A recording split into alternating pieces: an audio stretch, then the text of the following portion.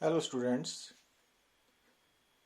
आज class +2 unit number 2 current electricity के lecture number 11 में हमारा टॉपिक है किरचॉफ्स फर्स्ट लॉ और करंट लॉ और जंक्शन रूल। तो इससे पहले हम कुछ प्रॉब्लम्स के बारे में डिस्कस करेंगे। जैसा कि आप स्क्रीन पे देख रहे हो कि आपको स्क्रीन पे दो VI वोल्टेज करंट ग्राफ्स नज़र आ रहे हैं for a conductor. Platinum wire है at different temperatures T1 and T2। और जो ग्राफ एट टेम्परेचर T1 है वो करंट एक्सिस के साथ एंगल बना रहा है थीटा, और जो ग्राफ एट T2 है वो वोल्टेज एक्सिस के साथ एंगल बना रहा है थीटा। तो करंट एक्सिस हॉरिजॉन्टल है, वोल्टेज एक्सिस वर्टिकल है ना यहाँ पे। अब जैसा कि हमें मालूम है कि जो VI ग्राफ है उसकी जो स्लोप होती है वो रेजिस्टेंस R के इक्वल होती है, और किसी भी मेटल की जो रेजिस्टेंस है वो टेम्परेचर के इंक्रीज करने पर इंक्रीज करती है ना। With the rise in temperature resistance is increased of for a metal conductor.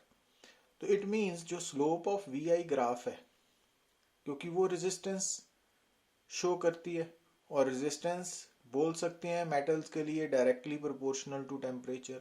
तो इट मींस जो स्लोप है वो डायरेक्टली प्रोपोर्शनल टू टेम्परेचर लिख सकते हैं ना। तो इट मींस कि जो यहाँ देखिए आप, जो T1 वाला ग्राफ है ना एट टेम्परेचर T1, तो उसमें स्लोप क्या होगी tan थीटा, क्योंकि एंगल विद हॉरिजॉन्टल एक्सिस दिया है ना, तो tan थीटा।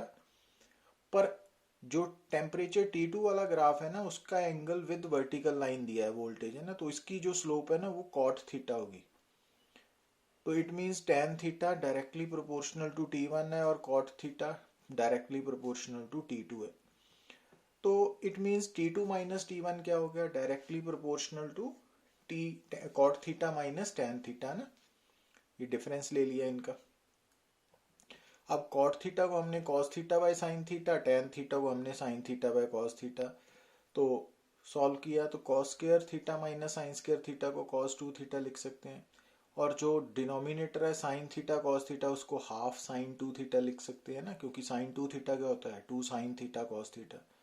अब हाफ तो कांस्टेंट है, इसको छोड़ दिया, तो it means T2 minus T1 क्या है, directly proportional to cot 2 theta. तो ये सी ऑप्शन करेक्ट है। ठीक है, तो इस तरह सॉल्व करना है हमने। अब जैसे आप देखिए प्रॉब्लम नंबर 2 में 4 cells each of identical EMF E, internal resistance small r are connected in series to a variable resistor, and figure shows the variation of terminal voltage of the combination with the current output। तो अब आपको मालूम है कि जो VI graph है ना वो स्ट्रेट लाइन होगा, और VI ग्राफ में जो इंटरसेप्ट एट वोल्टेज एक्सिस है वो टोटल EMF और इक्विवेलेंट EMF को रिप्रेजेंट करेगा, और जो इंटरसेप्ट एट करंट एक्सिस है वो मैक्सिमम करंट को रिप्रेजेंट करेगा। तो अब जो 5.6 है वो ई इक्विवेलेंट आ गया। अब क्योंकि ये EMF 4 सेल्स इन सीरीज का है, ठीक है ना, तो इट मींस जो ई इक्विवेलेंट है वो 4E है 5.6, तो एक सेल की EMF 1.4 वोल्ट होगी ना। अब इसी तरह से जो I है I मैक्सिमम, ये किसके बराबर होगा, E equivalent by R equivalent है ना, क्योंकि हम 4 cells grouped in series combination में डिस्कस कर रहे हैं ना ये बातें हम। तो इट मींस आर इक्विवेलेंट क्या हो गया, ई इक्विवेलेंट बाय आई मैक्सिमम। अब आई मैक्सिमम 2 है और ई इक्विवेलेंट 5.6 है, तो यहाँ से आर इक्विवेलेंट 2.8 आ गया। अब ये आर इक्विवेलेंट किसका है, 4 सेल्स कनेक्टेड इन सीरीज का है ना, तो इट मींस ये 4R के इक्वल है, और एक आर क्या है, internal resistance of a cell. तो इट मींस एक सेल की इंटरनल रेजिस्टेंस 0.7 ओम आ गई। अब थर्ड पार्ट में क्या पूछा है उसने कि for what current from the cells does the maximum power dissipation occur in the circuit.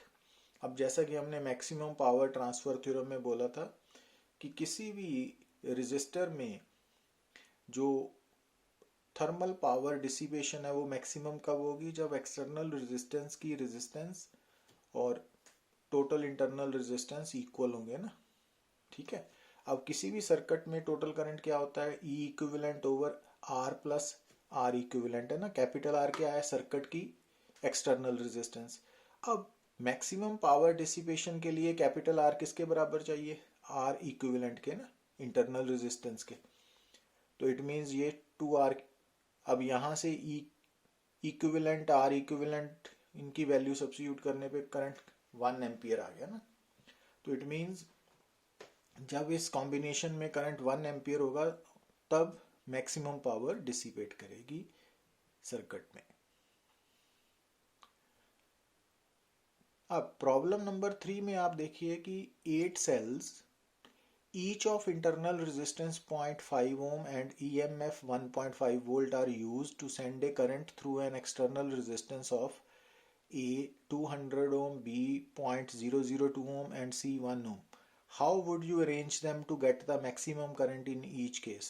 अब जैसा कि हमने प्रीवियस लेक्चर में ग्रुपिंग ऑफ सेल्स के बारे में डिस्कस किया था, तो कैपिटल एन हो गया total number of cells, EMF of each cell हो गया 1.5, internal resistance of each cell है 0.5 ओम।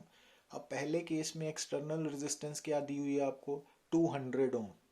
अब 200 ओम इंटरनल रेजिस्टेंस ऑफ सेल जो कि 0.5 ओम है उसके कंपैरेटिवली मच ग्रेटर है ना। तो उस केस में आपको मालूम है कि अगर सेल की इंटरनल रेजिस्टेंस एक्सटर्नल रेजिस्टेंस के कंपैरेटिवली काफ़ी कम है तो सर्किट को मैक्सिमम करंट किस कंडीशन में मिलेगा, जब सेल्स सीरीज में कनेक्ट होंगे ना।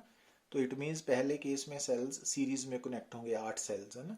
अब जब सेल्स सीरीज में कनेक्टेड है तो उनका टोटल ईएमएफ क्या हो गया सीरीज में, 80 है ना। कैपिटल एन की वैल्यू 8 है और एक्सटर्नल रेजिस्टेंस की वैल्यू 200 है और जो इंटरनल टोटल इंटरनल रेजिस्टेंस है वो हो गया 8R। तो यहां सब्स्टिट्यूट करके सॉल्व किया तो आंसर आ गया ना।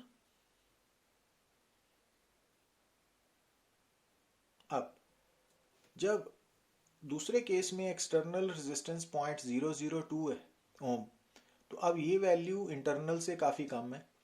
तो उस कंडीशन में सेल मैक्सिमम करंट कब सप्लाई करेंगे सर्किट को, जब वो पैरेलल में कनेक्ट होंगे ना। तो सेकंड केस में सेल्स पैरेलल में कनेक्टेड है ना, तो ये इंफॉर्मेशन आपको ग्रुपिंग ऑफ सेल्स से मालूम होनी चाहिए। तो अब जब सेल्स पैरेलल में कनेक्टेड है आइडेंटिकल सेल्स, तो ईएमएफ कितना होगा, सिंगल सेल के इक्वल। और नीचे टोटल रेजिस्टेंस कितनी होगी, एक्सटर्नल प्लस टोटल इंटरनल। अब टोटल इंटरनल के कैसे निकालोगे, R/8 है ना, स्मॉल R/8। तो वैल्यू सब्स्टिट्यूट करके करंट निकाल सकते हैं ना। अब तीसरे केस में सी पार्ट में जो एक्सटर्नल रेजिस्टेंस है ना वो 1 ओम है। अब ये एक्सटर्नल रेजिस्टेंस ना तो इंटरनल से काफ़ी ज़्यादा है ना काफ़ी कम है ना। तो अब यहाँ series parallel combination of cells नहीं यूज़ होगी, यहाँ क्या यूज़ होगी, मिक्स्ड ग्रुपिंग। और मिक्स्ड ग्रुपिंग में हम टोटल नंबर ऑफ सेल्स को ऐसे जोड़ेंगे कि जो total internal resistance of all the cells है वो एक्सटर्नल के इक्वल हो जाए। तो उसके लिए हमने क्या मान लिया कि हमने जो total capital N number of cells है ना उनमें से small N number of cells को जो रोज बना ली उनकी, और ईच रो में सेल कितने हैं, स्मॉल एम। तो जब ईच रो में सेल हैं स्मॉल एम और नंबर ऑफ रोज है स्मॉल एन, तो आर इक्विवेलेंट किसके बराबर होगी, NR/M है ना। ये हमने थ्योरी में डिस्कस किया था grouping of cells in mixed grouping में। तो वो चैप्टर आपको टॉपिक को अच्छी तरह पढ़ना पड़ेगा। तो ये इक्वेशन बन गई और कैपिटल एन की value number of cells in each row into number of rows है ना, उससे आ जाएंगे। अब to get the maximum current R equivalent क्या होनी चाहिए, कैपिटल आर के इक्वल, ठीक है ना। तो इस कारण NR/M कैपिटल आर के इक्वल है। तो अब यहाँ से N is equal to 2M हो गया और दूसरी तरफ capital N total number of cells क्या है, M क्या है, number of cells in a row, और N क्या है, नंबर ऑफ रोज। तो वहाँ से ये दूसरी इक्वेशन आ गई। ये दो इक्वेशंस बन गई आपके पास, एक N is equal to 2M, दूसरी 8 इज इक्वल टू NM। अब इन दोनों को सॉल्व करके हमने M क्या निकाल लिया, 2 और N आ गया 4 है ना। तो इट मीन्स यहाँ से मालूम पड़ा कि आपको जो 8 सेल्स है ना उसमें से नंबर ऑफ रोज 4 बनानी पड़ेंगी और ईच रो में सेल 2 कनेक्ट करने पड़ेंगे। अब मैक्सिमम करंट कितना आएगा मिक्स्ड ग्रुपिंग में, तो उसका फार्मूलाज हमने डिराइव किए थे। तो कैपिटल N इंटू ई ओवर 2 mR, तो यहाँ वैल्यू सब्सिट्यूट करके 3 एम्पियर करंट आ जाएगा ना। तो ये सारा कुछ थ्योरी के साथ कंसर्न है ना, तो उस पर आपका होल्ड होना चाहिए। अब नेक्स्ट देखिए आप, अब जैसा कि हमने पिछले लेक्चर में डिस्कस किया था कि जो इलेक्ट्रिकल अप्लाइंसेस होते हैं ना उनके ऊपर रेटेड वैल्यूज होती हैं। जैसे electric bulb rated as 50 watt 220 volt, तो 50 वॉट इलेक्ट्रिक बल्ब की पी मैक्सिमम है और 220 वोल्ट उसकी वी मैक्सिमम है। कि जब इस बल्ब के across maximum 220 volt voltage apply होगी तो इसमें पावर डिसिपेट होगी 50 वॉट। ठीक है, और अगर वोल्टेज 220 वोल्ट से ज़्यादा कनेक्ट करेंगे तो ये डैमेज हो जाएगा ना, या इसमें पावर अगर 50 वॉट से ज़्यादा पैदा होगी तो ये डैमेज हो जाएगा। अब P maximum and V maximum से हम resistance of that electric appliance निकाल सकते हैं ना, ये formula P is equal to V square by R से, पर ये रेटेड वैल्यू से निकलेगी आर ना, वो 968 आ गई।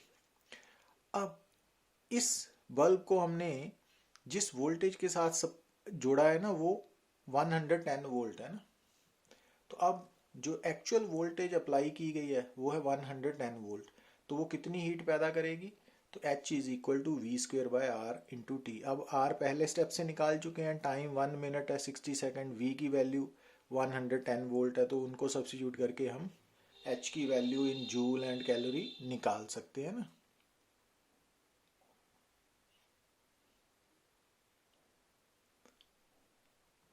अब प्रॉब्लम नंबर 5 में देखिए आप कि हमें दो electric bulbs A and B, A की जो रेटेड वैल्यूज है 50 वॉट 220 वोल्ट, बी की रेटेड वैल्यूज है 100 वॉट 220 वोल्ट, वो गिवन है। तो अब पूछा ये है कि इनमें से कौन सा बल्ब जो है वो ज़्यादा ब्राइटर ग्लो करेगा ना, तो कौन सा बल्ब ग्लो करेगा जिसकी थर्मल पावर या हीट जनरेटेड ज़्यादा होगी ना। तो अब कंडीशन ये है कि सबसे पहले तो हम ना ये बल्ब्स की रेजिस्टेंस निकालेंगे। अब पहले बल्ब की रेटेड वैल्यू से हमने रेजिस्टेंस निकाल ली 968, दूसरे बल्ब की रेटेड वैल्यू से हमने रेजिस्टेंस निकाल ली 484 ओम। अब यहाँ से आपको मालूम पड़ना चाहिए कि अगर दो अप्लाइंसेस की V मैक्सिमम सेम है तो रेजिस्टेंस किसकी ज़्यादा होगी, जिसकी P मैक्सिमम कम होगी ना, एंड वाइस वर्सा। तो ये इक्वेशंस बता रही है ना आपको। अब ये दोनों बल्ब्स जब सीरीज में होंगे तो दोनों में करंट सेम पास करेगा ना, तो इट मीन्स पहले में हीट पैदा होगी I square R A T, दूसरे में हीट पैदा होगी I square R B T. अब क्योंकि हमने ग्लो को कंपेयर करना है तो एच ए एच बी की रेशो ले ली। अब क्योंकि सीरीज में कनेक्टेड है तो आई कैंसिल आउट हो गए ना रेशो में बराबर होने के कारण, तो R A over R B. अब इक्वेशंस 1 और 2 से आपको मालूम पड़ रहा है कि R A greater than R B है, तो it means H A over H B की रेशो ग्रेटर देन 1 है, it means H A greater than H B है। मीन्स सीरीज में कौन सा बल्ब ज़्यादा ग्लो करेगा, जिसकी रेजिस्टेंस ज़्यादा है, जिसकी रेटेड पावर कम है ना। और दूसरी तरफ पैरेलल में जब हमने ग्लो की रेशो लेनी है तो एच ए वी वाले फार्मूला से निकालना है। क्यों, क्योंकि पैरेलल कॉम्बिनेशन में दोनों बल्ब्स के क्रॉस वी सेम है ना, करंट नहीं सेम, वी सेम है। तो अगर वी सेम हो तो ये फार्मूला सूट करेगा ना, H is equal to V square by R into T. तो अब यहाँ से एच ओवर एच बी की वैल्यू क्या आ गई, इनवर्सली प्रोपोर्शनल टू रेजिस्टेंस आ गई ना। तो अब यहाँ लेस देन 1 है, means H A less than H B है, मीन्स कि जो ए बल्ब है उसमें उसका ग्लो कम होगा ना। तो इट मीन्स सीरीज कॉम्बिनेशन में कौन सा बल्ब ज़्यादा ग्लो करेगा, जिसकी रेजिस्टेंस ज़्यादा है, मीन्स जिसकी रेटेड पावर कम है। और पैरेलल कॉम्बिनेशन में कौन सा बल्ब ग्लो करेगा, जिसकी रेजिस्टेंस कम है या रेटेड पावर ज़्यादा है।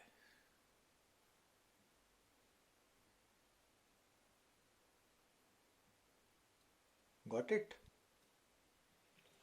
अब जैसे प्रॉब्लम नंबर 6 में आप देख रहे हो कि two electric bulbs A and B rated as 50 watt 220 volt and 100 watt 220 volt respectively are connected in series and a supply voltage of 440 volt is applied across this series combination if any one of or both the bulbs get fused or not, explain. तो अब जब हमने ये देखना है कि कौन सा बल्ब डैमेज होगा, तो सबसे पहले तो आप रेटेड वैल्यू से एक तो रेजिस्टेंस निकालेंगे और दूसरा आई मैक्सिमम की वैल्यू. अब V is equal to R I है, तो V maximum is equal to R I maximum है ना, वहां से आप आई मैक्सिमम की वैल्यू निकाल सकते हो. तो ये शो कर रहा है कि इस बल्ब ए में ना मैक्सिमम कितना करंट पास कर सकता है सेफली, 0.23 एम्पियर तक. इसी तरह से बल्ब बी के लिए भी रेटेड वैल्यू से आप resistance and I maximum B की वैल्यू निकाल सकते हो ना. तो आप क्या देख रहे हो कि दो बल्ब्स में से मैक्सिमम सेफ करंट ए के लिए 0.23 एम्पियर है और बी के लिए 0.46 एम्पियर है. तो अब अगर हम इन दोनों बल्ब्स को सीरीज में कनेक्ट करके इनके अक्रॉस 440 वोल्ट अप्लाई करें तो सर्किट में कितना करंट फ्लो करेगा, 0.3 एम्पियर. अब ये करंट जो एक्चुअली फ्लो करेगा वो आई मैक्सिमम ए से ज़्यादा है, तो इट मीन्स उसको डैमेज करेगा. पर बी से कम है तो उसको डैमेज नहीं करेगा. तो इट मीन्स इस सिचुएशन में जो बल्ब ए है ना वो डैमेज होगा, फ्यूज होगा, दूसरा नहीं. Got it.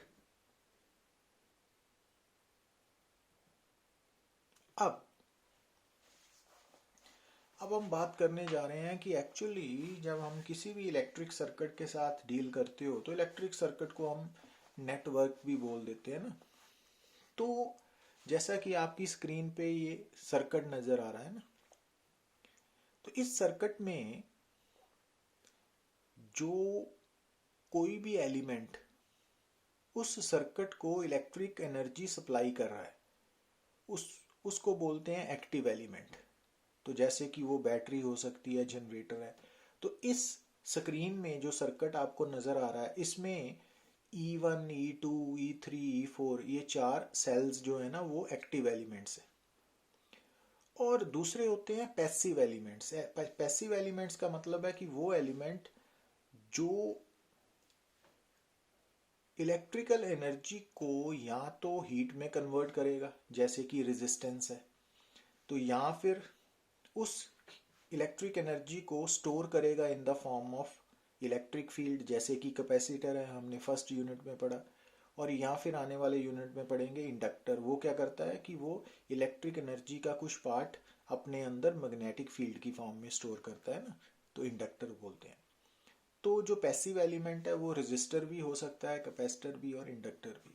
तो अभी जो हमारे सामने सर्किट आपको नजर आ रहा है वो रेजिस्टर्स हैं, उसमें passive elements R1, R2, R3, R4, R5 है ना.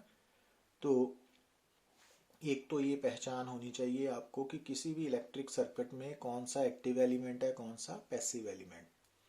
दूसरी बात कि नोड वो पॉइंट होता है सर्किट में, जैसा कि आप यहाँ पे देख रहे हो भी, यहाँ पर दो या दो से ज़्यादा एलिमेंट्स आपस में कनेक्टेड हैं.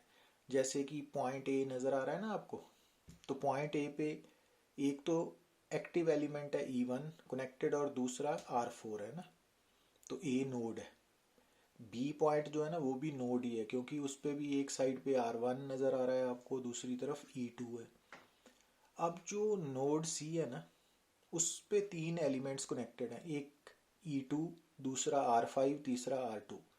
अब जो नोड डी है ना वहाँ एक तरफ R2 है, दूसरी तरफ E3 है. अब जो नोड ई है एक तरफ R3 है और दूसरी तरफ E3 है. तो नोड इन जनरल हम बोलते हैं उस पॉइंट को जिसके साथ दो या दो से ज़्यादा एलिमेंट्स कनेक्टेड हैं. तो अगर किसी नोड पे दो से ज़्यादा मीन्स तीन एलिमेंट्स या उससे ज़्यादा एलिमेंट्स कनेक्टेड हैं तो उसको जंक्शन बोल देते हैं. ठीक है ना. अब यहाँ पर A, B, C, D, E, F ये नोड्स हैं ना, बट C और F ध्यान से देखिए, C पे तीन एलिमेंट्स हैं E2, R5, R2 और F पे R4, R3 एंड E4 है ना. तो जो C एंड F है ना ये जंक्शंस हैं, ये नोड्स को हम जंक्शंस बोलेंगे. ठीक है. तो इट मीन्स जहाँ पर दो एलिमेंट्स कनेक्टेड हो आपस में, दो या दो से ज़्यादा, वो नोड है. पर जहाँ तीन या तीन से ज़्यादा हो वो उसको उस नोड को हम जंक्शन बोलते हैं. ठीक है. अब ब्रांच बेसिकली क्या है कि दो जंक्शंस के बीच में जो कनेक्टेड पार्ट है ना वो सर्किट है, वो ब्रांच है। जैसे आप यहाँ पे एफ और सी के हैं, दो जंक्शंस है। अब एफ और सी के बीच में एक तो ये वाला पार्ट है ना, ये वाला E4 एंड R5 वाला, तो ये ब्रांच एक होगी ना। अब दूसरा R4 E1 R1 E2, तो ये भी ब्रांच होगी। अब इसी तरह ये भी ब्रांच है। एफ और सी के बीच में एक ब्रांच ये है सीधा, एक ये ऊपर वाली ब्रांच है, एक ये ब्रांच है ना। ब्रांच होता है दो जंक्शंस के बीच में जो पार्ट है ना उसको ब्रांच बोलते हैं। ठीक है, तो ये बेसिक टर्म्स है जिसको आपको नॉलेज होनी चाहिए। अब एक टर्म आती है लूप, एक होती है मैश। लूप और मैश बेसिकली क्लोज्ड पाथ्स हैं, बट जो सिंपलेस्ट क्लोज्ड पाथ है जिसको फर्दर हम डिवाइड नहीं कर सकते, वो उसको मैश बोल देते हैं। तो लूप फर्दर डिवाइड हो सकती है। जैसा आप यहाँ पे देख रहे हो कि क्लोज्ड पाथ, जैसे यहाँ पे देखिए आप ए एफ सी बी ए, ये वाला जो क्लोज्ड पाथ है रेड कलर से ना, ये वाला ए एफ सी बी ए, ये लूप भी बोल सकते हो, मैश भी बोल सकते हो। जैसे यहाँ पे देखिए आप F E D C F, ये वाला क्लोज्ड पाथ जो है, ये वाला, ये रेड कलर वाला ना, तो ये लूप भी बोल सकते हो, मैश भी बोल सकते हो। मगर जो ये वाला ना A F C D C B A, ये वाला, ये लूप है, ये मैश नहीं है, क्योंकि इस लूप के अंदर दो छोटी लूप्स भी आ गई ना। तो लूप और मैश बेसिकली क्लोज्ड पाथ्स है ना।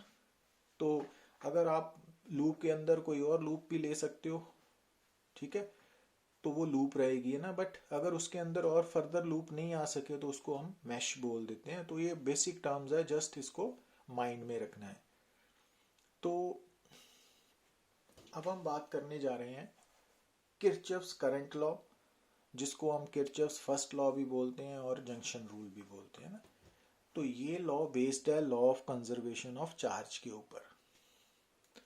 तो जैसा कि हमको मालूम है कि हर सर्किट में एक जंक्शन होता है ना, तो ये लॉ क्या बोल रहा है कि किसी भी जंक्शन पे जितना भी करंट पहुंचेगा, जितना भी करंट एट ए गिवन जंक्शन, उन सब करंट्स का जो अलजेब्रिक सम है वो जीरो आएगा हमेशा। It is all in accordance with law of conservation of charge. तो अब इस बात को कैसे हमने अप्लाई करना है, तो उसके लिए हमारे पास कन्वेंशन ये है कि आज से जो भी गिवन जंक्शन पे, एक जंक्शन पे जो करंट जंक्शन की तरफ पहुंच रहा है ना, moving towards the flowing towards the junction, उसको आपने पॉजिटिव लेना है। और जो करंट जंक्शन से दूर जा रहा है उसको आपने नेगेटिव लेना है। ठीक है, ये हमने रूल फॉलो करना है। इसके उलट भी चल सकते हैं, बट आपने एक रूल को स्ट्रिक्टली फॉलो करना है कि जो करंट्स जंक्शन की तरफ पहुंच रहे हैं उनको हमने पॉजिटिव लेना है, और जो करंट्स जंक्शन से दूर जा रहे हैं गिवन जंक्शन से, उसको हमने नेगेटिव लेना है। और उन करंट्स का अलजेब्रिक सम उस जंक्शन पे जीरो होगा। तो इस लॉ को हम बोलते हैं किरचॉफ्स फर्स्ट लॉ और जंक्शन रूल और करंट लॉ। क्योंकि ये किरचॉफ्स फर्स्ट लॉ करंट्स के साथ डील करता है, जंक्शन के करंट्स के साथ डील करता है, तो इसको जंक्शन रूल बोलते हैं, करंट लॉ बोलते हैं। अब जैसा कि आप स्क्रीन पे देख रहे हो, आपको स्क्रीन पे ओ जंक्शन नजर आ रहा है ना। आपको मालूम पड़ गया होगा कि ओ क्यों जंक्शन है, क्योंकि ओ के साथ एक एलिमेंट ई है, दूसरा R2 है, तीसरा R1 है ना। अब यहाँ पे हमें जंक्शन पर तीन करंट्स और उनकी डायरेक्शंस भी नजर आ रही है ना। आपको I1 I2 I3 की डायरेक्शंस नजर आ रही हैं। अब आप देख रहे हो कि जो I1 करंट है वो जंक्शन को से दूर जा रहा है, ओ से दूर जा रहा है ना। I3 भी दूर जा रहा है जंक्शन से, बट I2 जंक्शन की तरफ, ओ की तरफ आ रहा है ना। तो अब जब हमने ओ पे जंक्शन रूल यहाँ किरचॉफ्स फर्स्ट लॉ लिखना है, तो कैसे लिखोगे आप कि I1 plus I2 plus I3 है ना, ये लिख लिया। तीनों का सम जीरो है, पर जो I1 है ना उसके साथ नेगेटिव सिम और I2 के साथ पॉजिटिव साइन और I3 के साथ नेगेटिव साइन लेना है। क्यों? क्योंकि I1 जंक्शन से दूर जा रहा है। I3 भी जंक्शन से दूर जा रहा है, तो इनको नेगेटिव करंट से लिखना है, और जो करंट जंक्शन की तरफ पहुंच रहा है उसको हमने पॉजिटिव लिखना है ना, और इन तीनों का सम 0 होगा ना। तो समझ आई ये नेगेटिव क्यों लिखे ना, तो ये क्लियर करनी है आप। तो it means I2 minus I1 minus I3 0, I2 is equal to I1 plus I3। अब इसको आप ऐसे भी सोच सकते हो कि अगर ध्यान से देखिए तो O पे टोटल कितना करंट पहुंच रहा है I2, और O से कितना करंट छोड़ के जा रहा है I1 प्लस I3। तो इट मीन्स किसी भी जंक्शन पे कितना जितना करंट पहुंचेगा उतना ही करंट्स उसको छोड़ के भी जाएगा। तो currents, total current reaching at the junction is equal to total current leaving that junction. तो इस रूल को हम बोलते हैं जंक्शन रूल और किरचॉफ्स फर्स्ट लॉ और करंट लॉ। Got it? क्योंकि ये काफी इंपॉर्टेंट है ना हमारे लिए सर्किट एनालिसिस में। अब ये एग्जांपल देखिए आप। अब इस एग्जांपल में आपको ए बी सी डी ये जंक्शंस नजर आ रहे हैं ना आपको, 4 जंक्शंस हैं, और ए से लेके डी तक जो ब्रांच है उसमें करंट अननोन करंट I1 है। जो ब्रांच DC है वहां पर भी अननोन करंट I2 है ना, ऐसे ही I3 है, I4 है एंड सो ऑन है। अब अगर हम ए जंक्शन की बात करें, आप ध्यान से देखिए, तो ए जंक्शन पे आपको कुल कितने करंट्स नजर आ रहे हैं? 4। कौन कौन से? 2 ampere, 3 ampere, I1 and 1 ampere. अब इन 4 करंट्स में से जो 3 करंट्स है 2 एम्पियर, 3 एम्पियर एंड 1 एम्पियर, वो नोन करंट्स है ना, हमें मालूम है, उनका मैग्नीट्यूड भी मालूम है, डायरेक्शंस भी मालूम है। जबकि जो I1 है वो अननोन करंट है, तो उसकी ना डायरेक्शन हमें गिवन है ना मैग्नीट्यूड। तो जंक्शन ए पे इन चारों करंट्स का सम क्या होगा according to Kirchhoff's first law? 0। तो हमने कैसे लिखना है? 2 ampere plus 3 ampere plus 1 ampere plus I1 is equal to 0। पर अब इसके साथ हमने साइन भी अटैच करना है ना। अब 2 एम्पियर करंट जंक्शन ए की तरफ पहुंच रहा है तो इसको प्लस ही रहने देना है ना हमने। जो 3 एम्पियर है वो भी जंक्शन की तरफ पहुंच रहा है ए की तरफ, तो प्लस। पर जो 1 एम्पियर करंट है वो जंक्शन ए से दूर जा रहा है, उसको माइनस लिखा है ना यहाँ पे। तो विद प्रॉपर साइन अलजेब्रिक सम लेना है ना करंट्स का। तो अब I1 जो है वो अननोन है, उसको ऐसे ही छोड़ देना है। तो अब इनको सॉल्व करके I1 की वैल्यू क्या आई? -4 एम्पियर। तो I1 का मैग्नीट्यूड 4 एम्पियर है, और माइनस का मीनिंग मालूम है क्या हुआ? कि जो I1 करंट है ना उसकी डायरेक्शन ए से अवे है, दूर जा रहा है, क्योंकि नेगेटिव है ना, जो करंट जंक्शन से दूर जाएगा वो नेगेटिव होगा। तो अब I1 की वैल्यू क्या आई आपके सामने? 4 एम्पियर माइनस।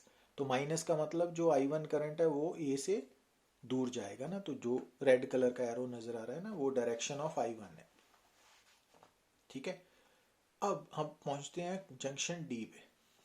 अब आप ध्यान से देखिए कि जो करंट I1 ए से दूर जा रहा है वो डी की तरफ आ रहा है ना। अब I1 का मैग्नीट्यूड है 4 एम्पियर। अब जंक्शन डी पे कुल कितने करंट्स हैं? एक 3 एम्पियर है और दूसरा 4 एम्पियर है, और तीसरा अननोन है I2। तो इन तीनों का सम क्या होगा? 0। ये है ना नजर। पर अब इसमें साइन अटैच करना है आपने, कैसे? 4 एम्पियर करंट जो है वो जंक्शन डी पर पहुंच रहा है, तो उसको क्या लेना है आपने? प्लस। और जो जंक्शन डी पे 3 एम्पियर है वो दूर जा रहा है, उसको क्या लेना है? माइनस। और I2 अननोन है, उसको ऐसा चीज रहने देना है। तो यहाँ से I2 की वैल्यू कितनी आ गई? -1 एम्पियर।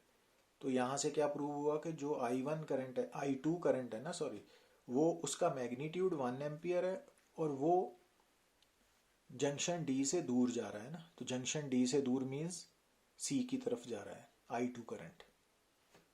ठीक है। अब I2 करंट सी पे जब पहुंचेगा तो सी पे कुल कितने करंट्स हैं? 3। कौन कौन से? 1 ampere, 2 ampere and I3 unknown है। अब I1 जंक्शन सी पे पहुंच रहा है तो इसको प्लस लेना है, और 2 एम्पियर भी पहुंच रहा है जंक्शन सी पे, तो इसको भी प्लस ही लेना है। और I3 अननोन है, तो I3 की वैल्यू क्या आ गई, -3 एम्पियर। तो यहाँ पे भी I3 माइनस आने का मतलब है कि I3 भी ए से सी जंक्शन से दूर जाएगा ना, बी की तरफ जाएगा। Got it. अब जो I3 करंट है वो सी से बी की तरफ जब पहुंचेगा, तो अब बी पे कुल कितने करंट्स हैं, अब बी पे एक है 1 एम्पियर, दूसरा है 3 एम्पियर, और तीसरा I4 अननोन है। तो अब क्योंकि 1 एम्पियर करंट भी जंक्शन बी पे जंक्शन पर पहुंच रहा है, तो इसको प्लस लेना है, और 3 एम्पियर भी जंक्शन बी पे पहुंच रहा है, उसको प्लस लेना है, और I4 अननोन है, तो उसकी वैल्यू -4 एम्पियर आ गई। इट मीन्स जो I4 करंट है ना वो जंक्शन बी से दूर जाएगा ना, रेड कलर का एरो शो कर रहा है, और उसका मैग्नीट्यूड 4 एम्पियर होगा। तो इस तरह हमने जंक्शन रूल या किरचॉफ फर्स्ट लॉ या करंट लॉ को अप्लाई करके डिफरेंट करंट्स को, अननोन करंट्स को सॉल्व किया ना, फाइंड आउट किया। तो इसको कैसे अप्लाई करना है, कैसे लिखना है, तो वो आपको पूरा लेक्चर ध्यान से सुनना पड़ेगा ना। So thank you very much.